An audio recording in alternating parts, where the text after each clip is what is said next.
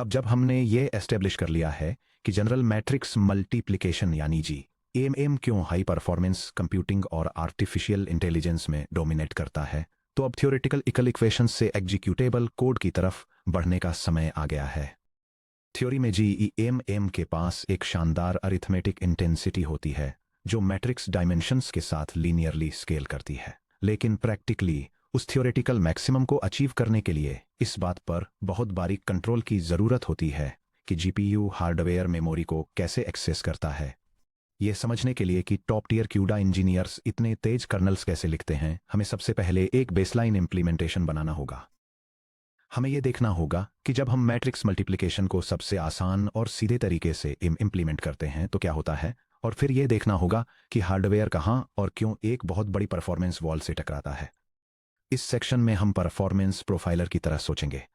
हम एक naive CUDA matrix multiplication kernel को डिजाइन राइट लॉन्च और मैथमेटिकली डिसेक्ट करेंगे।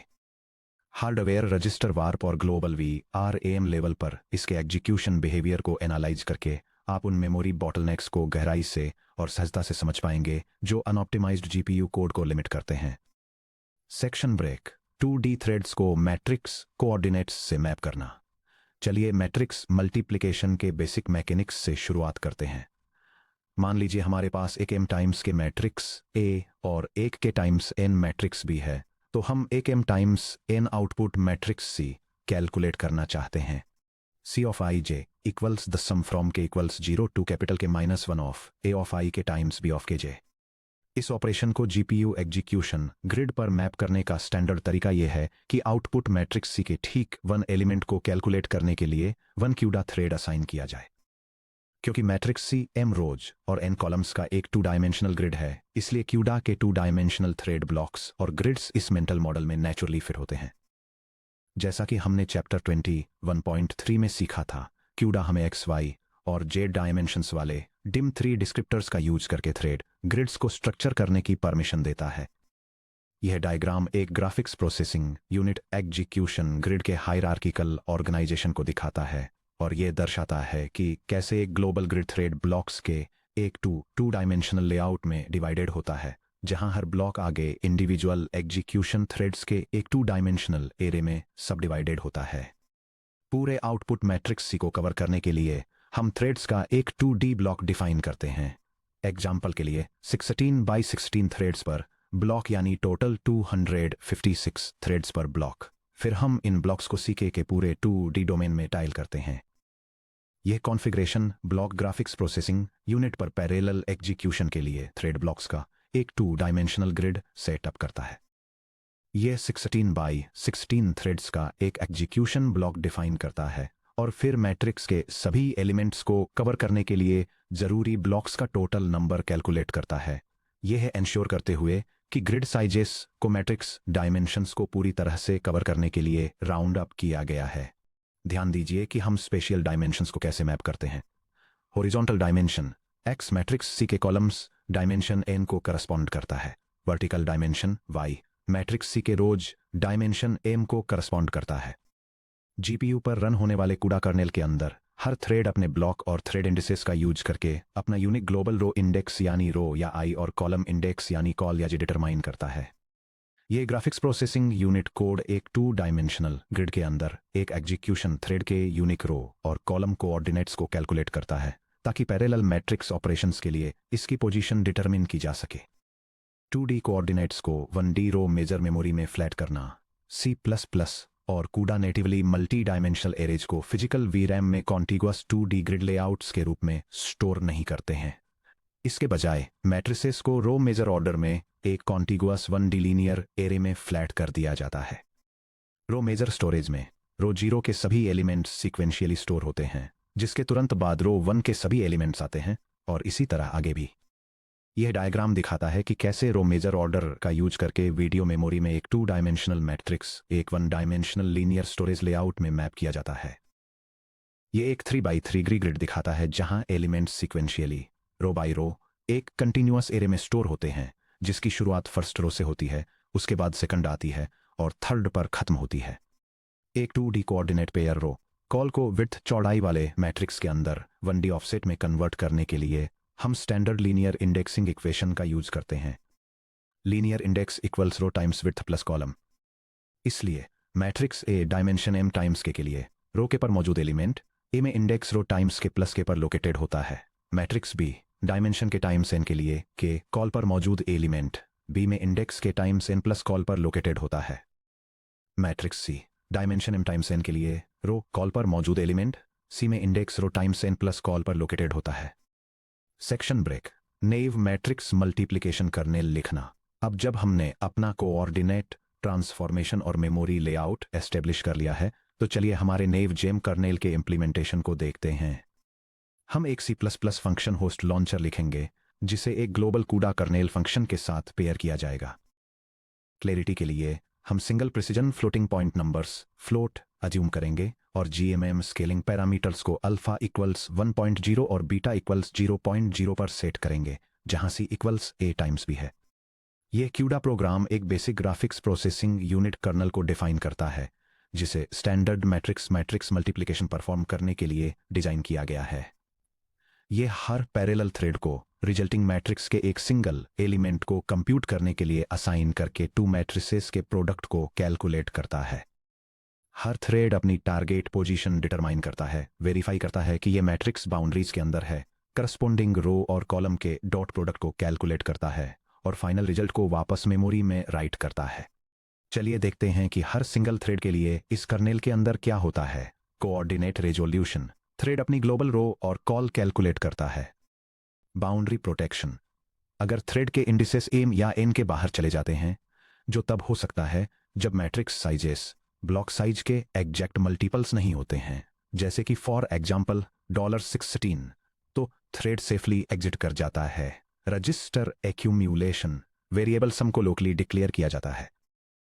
कंपाइलर थ्रेड के एग्जीक्यूशन कॉन्टेक्स्ट के अंदर सम के लिए एक प्राइवेट हार्डवेयर रजिस्टर एलोकेट करता है। एक फास्ट लोकल रजिस्टर में एक्यूम्यूलेट करने से लूप के दौरान इंटरमीडिएट पार्शियल सम्स को वापस वीरैम में लिखने से बचा जा सकता है। Dot product loop. थ्रेड एक फॉर लूप एग्जीक्यूट करता है जो कि टाइम्स चलता है।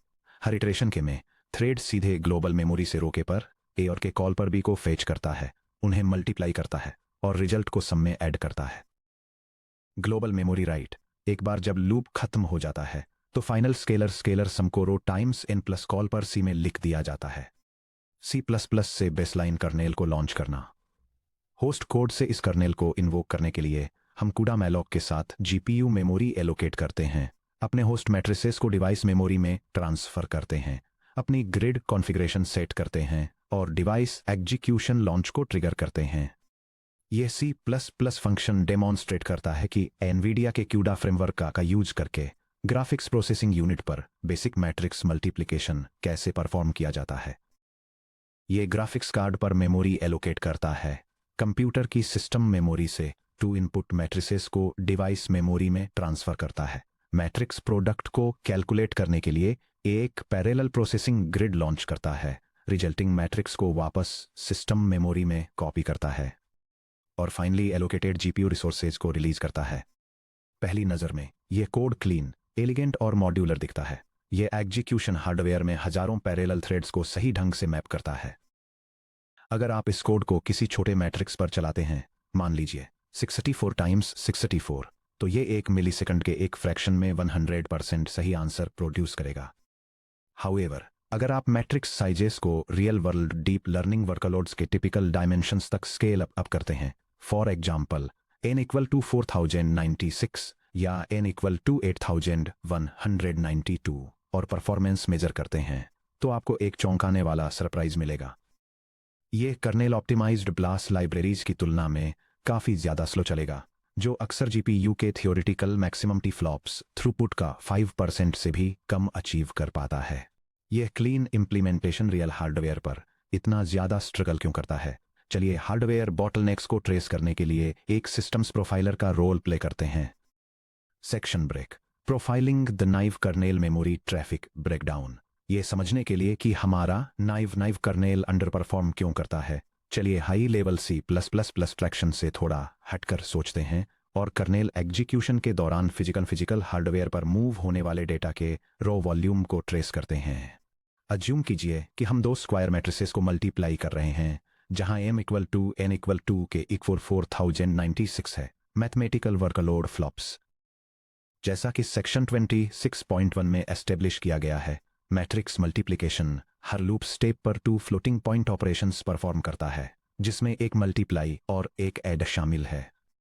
मैट्रिक्स सी में total elements equal to 4096 times 4096 equal to 16,777,216 elements हैं। Per element loop iterations K equal to 4096 है। Total compute workload equal 2 times m times n times K equal to 2 times 4096 cubed equal to 137.443 times 10 to the 9th flops 137.43 giga flops है। Number 2, global memory reads docking reality. अब चलिए count करते हैं कि हमारे threads global वीरैम से कितनी बार read करते हैं। हमारे नाइव कर्नेल में हर एक थ्रेड रो कॉल पर अपने सिंगल डेजिग्नेटेड आउटपुट एलिमेंट सी को कंप्यूट करने के लिए इंडिपेंडेंटली रन करता है। रो कॉल पर सी को कंप्यूट करने के लिए एक थ्रेड के इक्वल टू 4096 टाइम्स लूप करता है। उस लूप के हर एक इटरेशन में थ्रेड मैट्रिक्स ए से एक फ्लोट रीड करता है, ए 8 रो टाइम्स के प्लस के, और मैट्रिक्स बी से एक फ्लोट बी 8 के टाइम्स एन प्लस कॉल। इसका मतलब है कि एक सिंगल थ्रेड ग्लोबल मेमोरी से 2 times 4096 equal to 8192 individual scalar reads perform करता है। चूंकि हमारे जीपीयू ग्रिड में m times n equal to 16,777,216 threads concurrently execute हो रहे हैं। Total global memory reads equals the quantity capital M times capital N times the quantity 2 times capital K which equals 2 times capital M times capital N times capital K elements. N की value 4096 रखने पर total reads equals 2 times 4096 cubes which equals 137.43 times 10 to the power of 9 floats read from VRAM।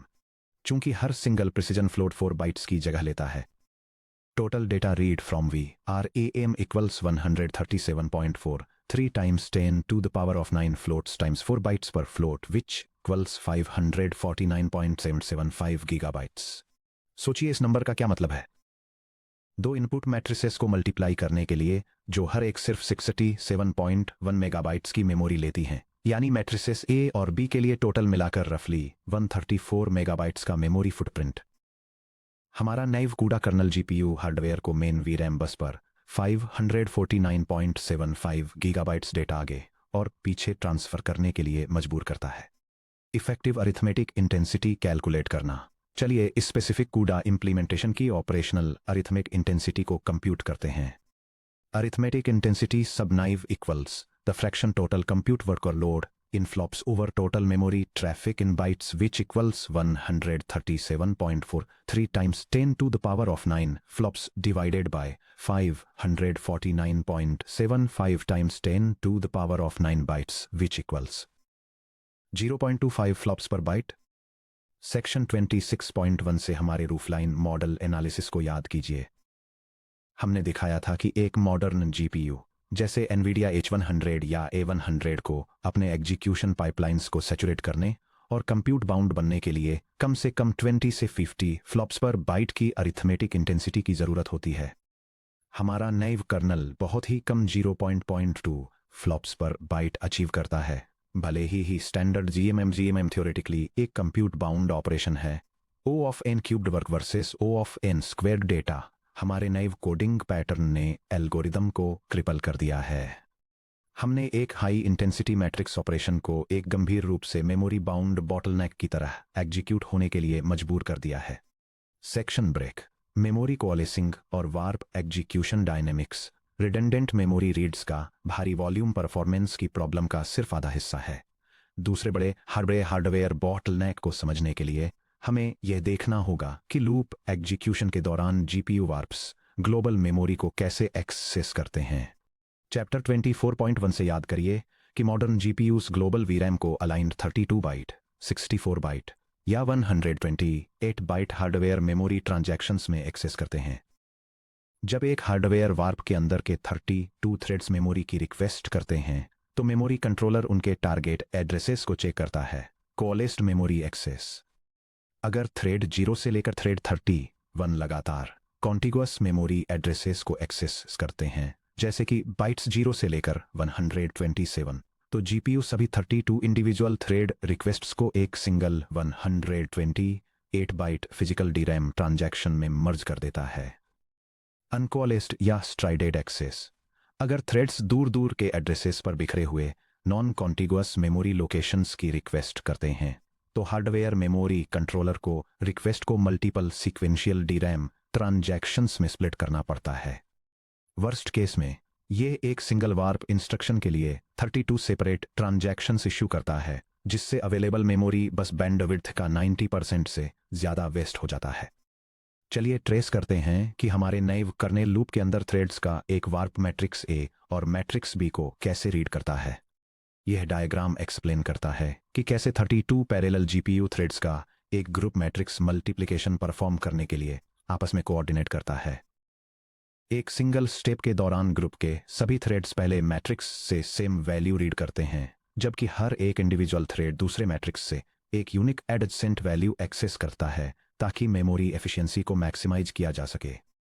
चलिए इस warp के 32 threads में matrix A और matrix B दोनों के लिए मेमोरी एक्सेस बिहेवियर को इवैल्यूएट करते हैं। केस 1, मैट्रिक्स बी को रीड करना, B of k times N plus col. Warp के सभी 30 थ्रेड्स बिल्कुल सेम लूप इटरेशन काउंटर के शेयर करते हैं। हालांकि हर थ्रेड का एक सीक्वेंशियल इनिशियल कॉलम इंडेक्स होता है, col equal to base col plus thread index dot x. Matrix B के लिए वार्प द्वारा एक्सेस किए जाने वाले मेमोरी ऑफसेट्स ये हैं। Address of B for thread T equals K times capital N plus the quantity base column plus T. ध्यान दीजिए कि जैसे जैसे थ्रेड इंडेक्स टी 0 से 31 तक बढ़ता है, टारगेट मेमोरी एड्रेसेस मेमोरी में पूरी तरह से कॉन्टिगुअस लगातार फ्लोट्स होते हैं। इसलिए मैट्रिक्स बी के लिए एक्सेस पैटर्न पूरी तरह से कोअलेस्ड होता है। मेमोरी कंट्रोलर एक सिंगल ट्रांजैक्शन में मैट्रिक्स बी के लिए वार्प की रीड को पूरा कर देता है। केस 2, मैट्रिक्स ए को रीड करना, ए of row times capital K plus small के। अब ध्यान से देखिए कि क्या होता है जब वार्प मैट्रिक्स ए को रीड करता है। वार्प के सभी 32 threads same row index share करते हैं, row equal to base row plus thread index dot Y, और सभी 32 थ्रेड्स सेम लूप काउंटर के शेयर करते हैं। थ्रेड टी द्वारा मैट्रिक्स ए के लिए कैलकुलेट किया गया मेमोरी एड्रेस ये है।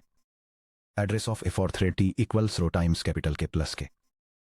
क्योंकि वार्प के सभी 32 थ्रेड्स के लिए रो और के आइडेंटिकल हैं, इसलिए वार्प का हर एक सिंगल थ्रेड वीरैम से बिल्कुल same scalar memory address read करता है। यह विजुअलाइजेशन एक जीपीयू पैरेलल कंप्यूटिंग कॉन्सेप्ट को डेमोन्स्ट्रेट करता है, जहां एक सिंगल एग्जीक्यूशन ग्रुप के अंदर के सभी 32 थ्रेड्स एक साथ बिल्कुल सेम मेमोरी एड्रेस को रिक्वेस्ट करते हैं। यह एक ब्रॉडकास्ट मेमोरी एक्सेस पैटर्न को इलस्ट्रेट करता है, जहां एक मैट्रिक्स से एक सिंगल डेटा वैल्यू को सेम टाइम पर सभी एक्टिव थ्रेड्स के बीच शेयर किया जाता है। जब एक वार्प के अंदर 32 थ्रेड्स साइमल्टेनियसली बिल्कुल सेम मेमोरी एड्रेस रिक्वेस्ट करते हैं, तो मॉडर्न जीपीयू L1 या L2 हार्डवेयर कैशेज एक ब्रॉडकास्ट रीड परफॉर्म करने की कोशिश करते हैं। हार्डवेयर रिक्वेस्टेड वैल्यू को एक बार फैच करता है और उसे सभी 32 रजिस्टर फाइल्स में ब्रॉडकास्ट कर देता है। हालांकि एक ब्रॉडकास्ट रीड 32 अनकोअलेस्ड ट्रांजैक्शंस से काफी बेहतर है, लेकिन देखिए क्या होता है जब हम एडजेसेंट थ्रेड ब्लॉक्स में अलग अलग वार्प्स को देखते हैं। थ्रेड ब्लॉक 0,0 मैट्रिक्स सी की रो 0 को प्रोसेस करता है। यह ग्लोबल वीरैम से मैट्रिक्स ए की रो 0 को फैच करता है, 0 को फैच करता है। थ्रेड ब्लॉन 0 कॉलम्स के एक अलग सेट के लिए मैट्रिक्स सी की रो 0 को प्रोसेस करता है। यह मैट्रिक्स ए रो 0 को ग्लोबल वीरैम से फिर से फैच करता है। अगर हमारे ग्रिड में एक्स एक्सिस पर 256 थ्रेड ब्लॉक्स हैं, तो मैट्रिक्स ए की रो 0 को हाई लेटेंसी मेन वीरैम मेमोरी बस के जरिए 256 अलग अलग बार रिडंडेंटली पुल किया जाता है। Section break, the global memory latency trap. Low arithmetic intensity और रिडंडेंट मेमोरी फैचेस का कॉम्बिनेशन उस चीज को ट्रिगर करता है जिसे GPU performance engineers global memory latency trap कहते हैं। जैसा कि चैप्टर 22.1 में डिटेल में बताया गया है, ऑफ चिप ग्लोबल वीरैम यानी डीरैम या एचबीएम में स्टोर किए गए डेटा को एक्सेस करने में एक बहुत बड़ा हार्डवेयर लेटेंसी पेनल्टी लगता है, जो आमतौर पर 400 से 800 क्लॉक साइकिल्स पर रीड ऑपरेशन होता है।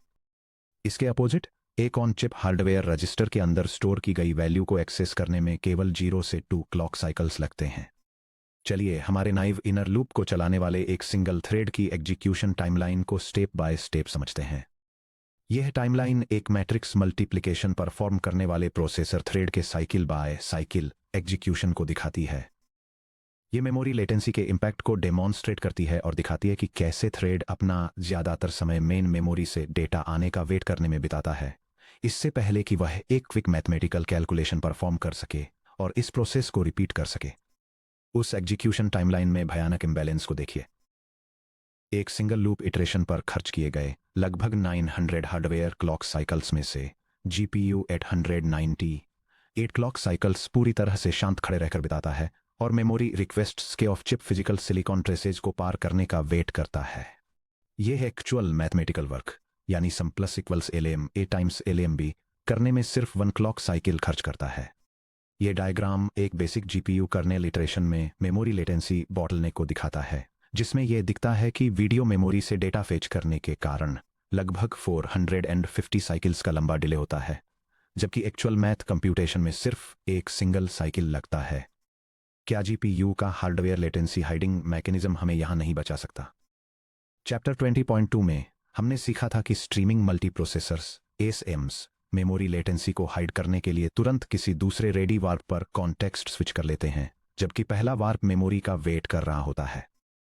हालांकि लेटेंसी हाइडिंग के लिए हाई वार्प ऑक्यूपेंसी और इंडिपेंडेंट काम की सफिशिएंट सप्लाई की जरूरत होती है, क्योंकि हमारे नाइव कर्नेल में हर एक वार्प बिल्कुल एक जैसा मेमोरी बाउंड पैटर्न एग्जीक्यूट कर रहा है, इसलिए सभी वार्प्स जल्दी ही एक साथ मेमोरी वॉल से टकरा जाते हैं।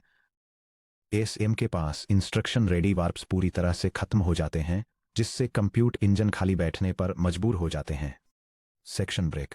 नाइव कर्नेल बॉटलनेक्स को समराइज करते हुए चलिए अपनी परफॉर्मेंस प्रोफाइलर फाइंडिंग्स को ट्रेड ऑफ्स और स्ट्रक्चरल फ्लॉज के एक क्लियर मैट्रिक्स में कंसोलिडेट करते हैं।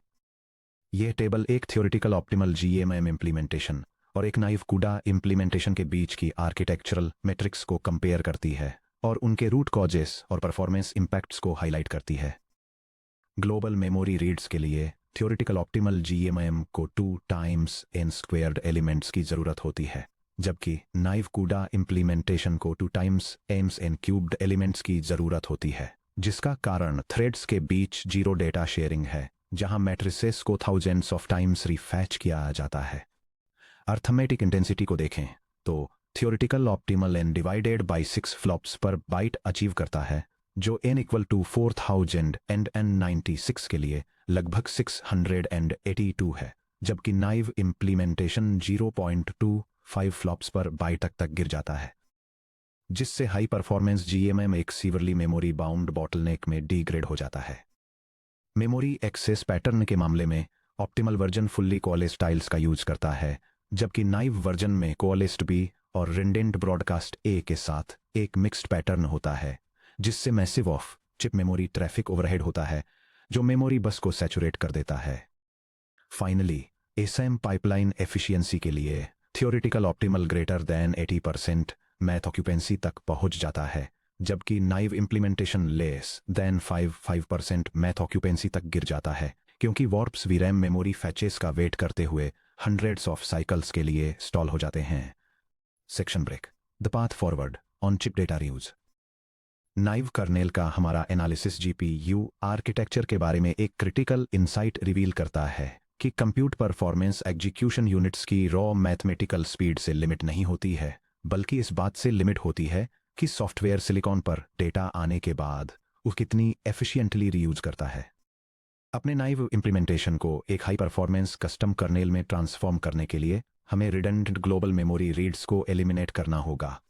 क्या हो अगर ग्लोबल VRAM से इंडिपेंडेंटली एलिमेंट्स फेच करने के बजाय थ्रेड्स का एक ग्रुप मिलकर मैट्रिक्स A और मैट्रिक्स B का एक चंक एक बार फेच करे, उस डेटा को एक ultra fast on chip memory buffer में स्टोर करे और उसे सीधे चिप पर ही दर्जनों बार रीयूज करे। इसी टेक्निक को टाइल्ड मैट्रिक्स मल्टीप्लिकेशन कहा जाता है और ये कूडा हार्डवेयर आर्किटेक्चर के सबसे पावरफुल फीचर्स में से एक यानी शेयर्ड मेमोरी पर रिलाई करती है। अगले section 26.3 tiled matrix multiplication using shared memory eliminating global memory latency में हम सीखेंगे कि ऑन चिप मेमोरी टाइल्स को कैसे डिजाइन, स्टेज और सिंक्रोनाइज किया जाता है। हम _शेयर मेमोरी एरेज के मैकेनिक्स को समझेंगे, _सिंक थ्रेड्स बैरियर सिंक्रोनाइजेशन को इंप्लीमेंट करेंगे और अपने GEMM कर्नेल की परफॉर्मेंस को कई गुना बढ़ते हुए देखेंगे।